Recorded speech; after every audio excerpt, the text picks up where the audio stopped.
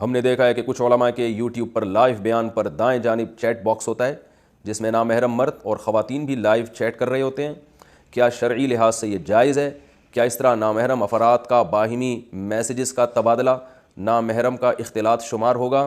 نیز کیا اس کی ذمہ داری ان علماء پر بھی ہوگی جو ایسا موقع فراہم کر رہے ہیں؟ شوقی صاحب کراچی سے پوچھتے ہیں. بہت نیک آدمی ہے شوقی صاحب.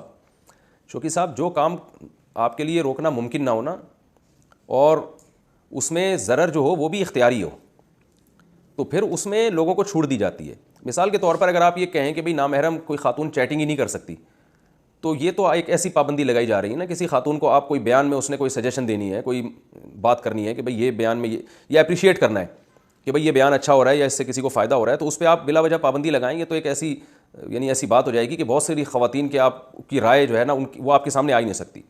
ہاں, ایک چیز بذات خود جائز ہو لیکن اس میں قباحتیں ہوں, تو حتی الامکان کوشش کرنی چاہیے ان قباحتوں کی اصلاح کی جائے.